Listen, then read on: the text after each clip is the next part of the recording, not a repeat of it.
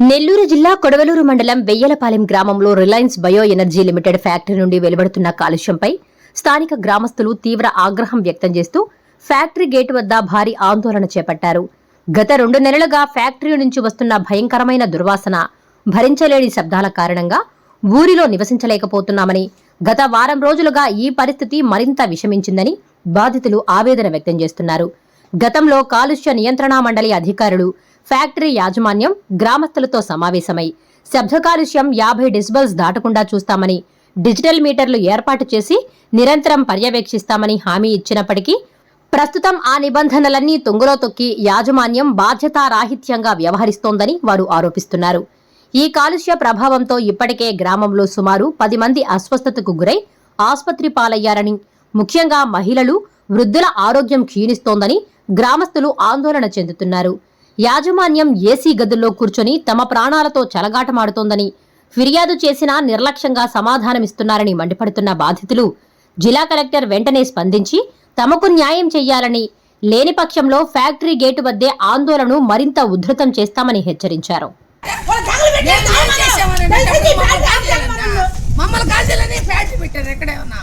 చెప్పండి, అట్ట కూడా ఫ్యాక్టరీ పెట్టింది జనాలు కాజేసేదానికి చేసిండ్రా ఈ పని.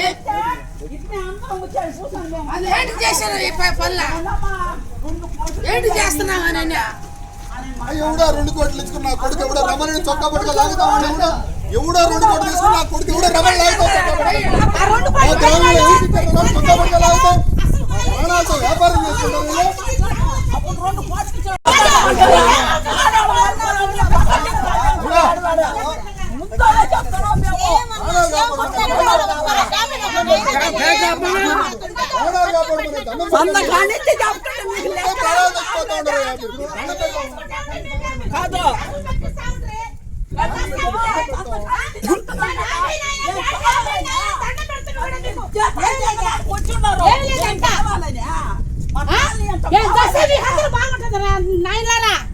మా ప్రాణాల మీద మీరు ఎందుకు వ్యాపారం చేస్తారు? ఎందుకయ్యా ఇప్పుడు ఎన్ని సేవలు చూడాలని ఉద్దేశం ఉన్నారు?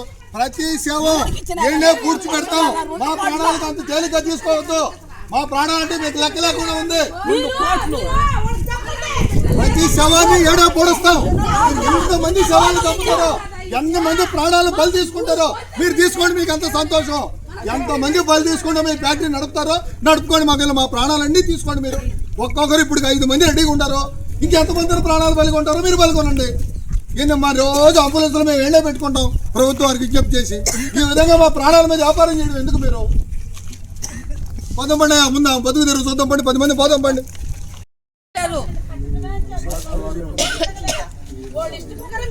వాళ్ళు కాదు, వీళ్ళు కాదు. మీరు ఏమన్నా జరగదు, లోపల జరగద్దు. జరిగినప్పుడు మీరు చేస్తారా? మీరు ఏమైనా పిల్లలంపిస్తారా? మీ ఎట్టినే మరి ఇంత నిర్లక్ష్యంగా ఉంటే ఎట్టనే? ఇంత నిర్లక్ష్యం ఏందనే?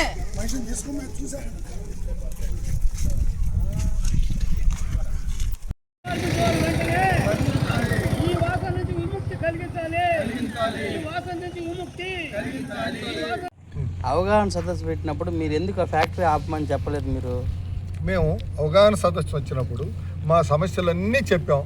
మాకు ఫ్యాక్టరీ ఆపండి, మాకు ప్రమాదకరంగా ఉంది, మా ఆరోగ్యాలు మీరు చూడండి అని చూస్తే మీ ఆరోగ్యాలకు ఎలాంటి ప్రమాదం రానియం, వాసన రానియం, శబ్దం రానియం. మేము డిజిటల్ మీటర్స్ లోపల ఒకటి పెడతాం, బయట ఒకటి పెడతాం.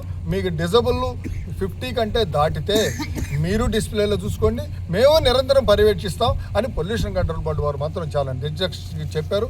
అదే మాట కట్టుబడి వాళ్ళు లెటర్ కూడా రిటర్న్ రూపంలో కూడా ఫ్యాక్టరీ వారికి ఇచ్చారు.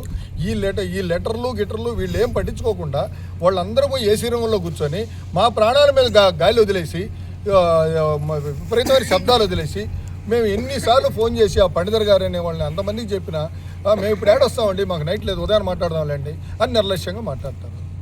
మా ఆందోళనకరంగా ఉండబట్టే మేము ఇక్కడికి వచ్చి కూర్చున్నామండి. కలెక్టర్ గారు మాకు న్యాయం చేయాలని కోరుతున్నాం. పేరు సీతమ్మ, పేలిపాలెము. ఇప్పుడు నేను పొద్దున్న నుంచి పనికి ఇప్పుడే వస్తే ఇప్పుడు ఈ రోంసేపటికి గొంతు నొప్పి, తల తిరిగిపోవటము, వాంతి వచ్చినట్టు, ఒళ్ళంతా దడదడకి అంబులెన్స్ వాళ్ళు పిలవండి, బీపీ చూపుతుంది. అసలు నాకు ఎట్ట కొట్టుకుంటుందో అట్ట కొట్టుకుంటుంది. నాకు అసలు అర్థం కావట్లేదు. ఒళ్ళంతా ఏదోగా అయిపోతా ఉంది.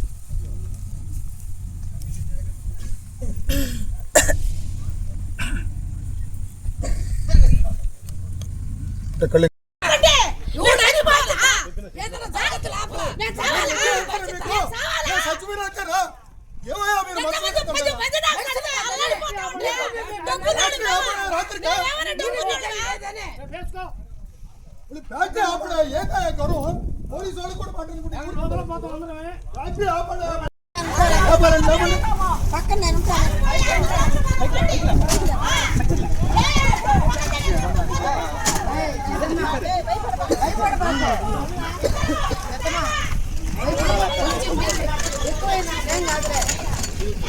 భయపడబాకు, ఉండాలి ఏం కానీ మేము అందరం అండగా ఉండాలి, భయపడబాకు.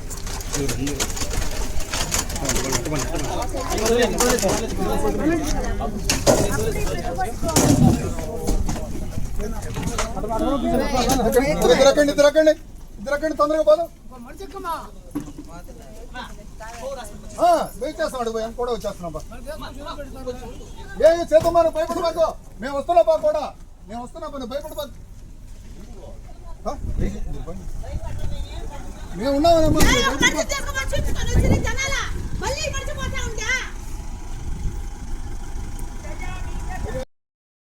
వాసనకే పడిపోతా ఉంది పాపం. ఏమ్మా చేతమ్మా, నీళ్ళు తండి మా, నీళ్ళు తండి తొందరగా. సార్ సార్ ఇటు రండి సార్, కొంచెం అర్జెంటుగా.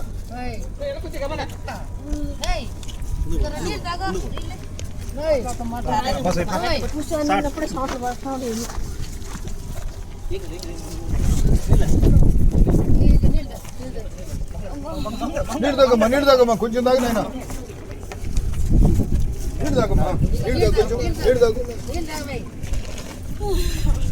సార్. కొంచెం ఏదైనా ట్రీట్మెంట్ పై అధికారులకి అంతకుముందు చెప్పాము, మాకు రిటర్న్గా ఒక లెటర్ ఇచ్చారు.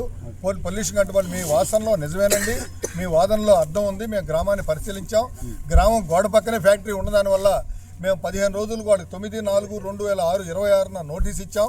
ఆ నోటీస్ ఈ 15 రూపాయలు స్పందించకపోతే మేము వాళ్ళు రిటర్న్గా వాళ్ళ దగ్గర ఏం ఆన్సర్ ఇస్తారో చూసుకొని మేము తగిన చర్యలు తీసుకుంటామని పొల్యూషన్ కంట్రోల్ బోర్డు వాళ్ళు మా వాస్తవాలను పరిశీలించి వాళ్ళు ఖచ్చితంగా రిపోర్ట్ రాసి ప్రభుత్వానికి విన్నవించినారు. పొల్యూషన్ కంట్రోల్ బోర్డు వారు మాకు న్యాయం చేశారు. కానీ ఫ్యాక్టరీ వారు ఎన్ని చెప్పినా వాళ్ళు మిన్నకుండి మమ్మల్ని అసలు లెక్క చేయట్లేదు. అదొక మాకు ఆందోళనకరంగా ఉంది. ఆరోగ్యాల విషయంలో మాత్రం మా ప్రాణాలు ఎంతమంది పోతారో అర్థం కావట్లేదు. నిజంగా ప్రాణాలు పోయేదే వాళ్ళకి సంతోషం అయితే మేము ప్రాణాలు పోతాం, వచ్చిన బాడీలంతా ఇక్కడే పూడ్చిపోయి వాళ్ళ గేట్ కాడే పూడ్చి పెడతాం. వాళ్ళు మా ప్రాణాల మీద డబ్బులు సంపాదించుకొని బతకమనండి. ఇంకంతకంటే మేము చేయగలిగిందేం లేదు. ఎంత బతిలాడి రిక్వెస్ట్ చేసి చెప్పినా ఆయన రాజుపాలెంలో ఏసీ రూమ్లో పండుకొని 7 దాకా రమ్మంటే రావట్లే. అయ్యా మిమ్మల్ని మేము ఏమన్నామయ్యా, అభ్యర్థిస్తాం, మా అభ్యర్థిని రండి అయ్యా అంటే పోయి రాజుపాలెంలో ఏసీ రూమ్లో పండుకున్నాడు ఆయన, ఈ ఫ్యాక్టరీ ఇన్ఛార్జి. ఏం పేరండి? వెంకటేష్ గారు.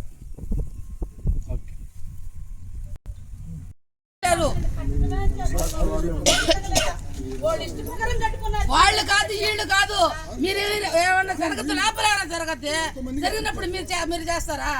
మీరు ఏమైనా పిల్లలు అనిపిస్తారా? మీ ఎట్టినే మరి ఇంత నిర్లక్ష్యంగా ఉంటే ఎట్టనే, ఇంత నిర్లక్ష్యం ఏందనే.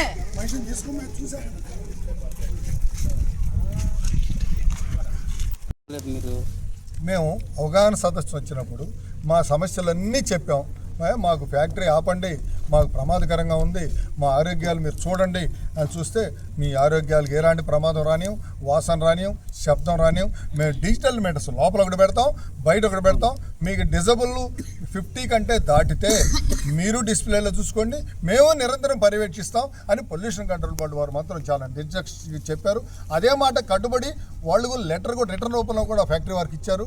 ఈ లెటర్లు గిటర్లు వీళ్ళు ఏం పట్టించుకోకుండా వాళ్ళందరూ పోయి ఏసీ రూమ్లో కూర్చొని మా ప్రాణాల మీద గాలి వదిలేసి, విపరీతమైన శబ్దాలు వదిలేసి, మేము ఎన్నిసార్లు ఫోన్ చేసి ఆ పండితర్ గారు అనే వాళ్ళని అంతమందికి చెప్పినా మేము ఇప్పుడు ఏడొస్తామండి, మాకు నైట్ లేదు, ఉదయం మాట్లాడదాంలేండి అని నిర్లక్ష్యంగా మాట్లాడతారు.